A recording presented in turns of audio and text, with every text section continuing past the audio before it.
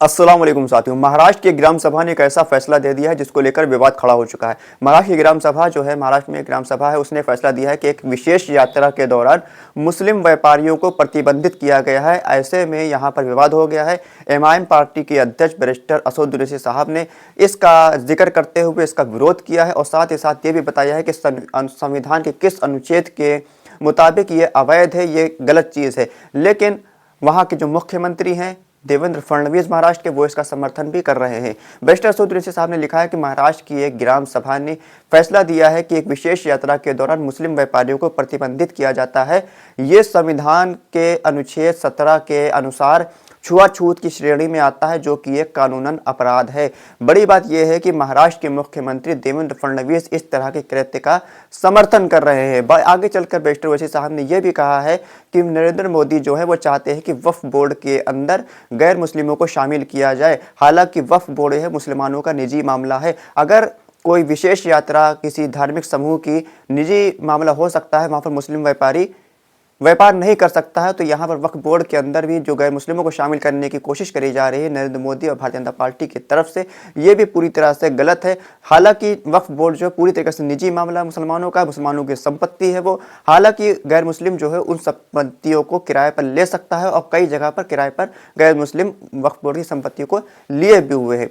Barrister Asad Owaisi साहब ने आगे चलकर यह भी कहा है कि इस तरह के कृत्य करना सामाजिक बहिष्कार और आर्थिक बहिष्कार की श्रेणी को आगे बढ़ावा देने का काम है। सोशल मीडिया पर आए दिन इस तरह की खबरें चला करती है कि मुसलमानों का आर्थिक बहिष्कार करिए, सामाजिक बहिष्कार करिए। इसको ये आगे बढ़ाने का काम देवेंद्र फडणवीस द्वारा किया जा रहा है। आपको पता चले महाराष्ट्र के अंदर एमआईएम पार्टी हमेशा से मुद्दे उठाती रही है। इम्तियाज जलील एमआईएम पार्टी के जो अध्यक्ष हैं वो यहाँ से सांसद भी रह चुके हैं। अभी विधानसभा चुनाव हुआ था, इसमें ओवैसी ने 16 सीटों पर महाराष्ट्र के अंदर प्रत्याशी उतारे थे। उसमें से महज एक सीट पर, मालेगांव की सीट पर एमआईएम पार्टी को जीत मिली थी। इसके अलावा बाकी किसी भी सीट पर एमआईएम पार्टी जीत नहीं पाई थी। हालांकि 5 सीटों पर एमआईएम पार्टी दूसरे नंबर पर रही थी। लेकिन जिन लोगों को वोट देने के चक्कर में इन 5 सीटों पर एमआईएम पार्टी को हराया गया है, वो पार्टियां राष्ट्रवादी कांग्रेस, कांग्रेस पार्टी, शिवसेना उद्धव ठाकरे की पार्टी, उनके तरफ से कोई भी प्रतिक्रिया, कोई भी विरोध इस तरह के कृत्य के लिए सामने नहीं आया है। जो मुसलमानों के ठेकेदार, मुस्लिम वोटों के ठेकेदार बनते हैं, मुस्लिम वोट बैंक में सेंध लगाने की कोशिश करते हैं, जब चुनाव आता है कहते हैं कि हमको वोट दो,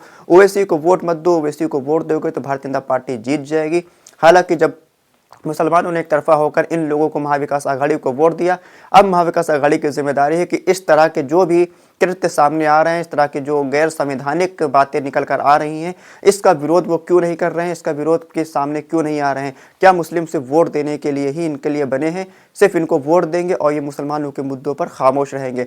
जिन लोगों ने इनको वोट दिया है उनको भी ये सोचना चाहिए कि आपके मुद्दों को उठाने वाले का नाम क्या है, आपके मुद्दे को उठाने वाली पार्टी कौन सी है। आप जब वोट देते हैं तो आप देखते हैं कि भारतीय जनता पार्टी को कौन हराएगा, भाजपा कैसे हारेगी।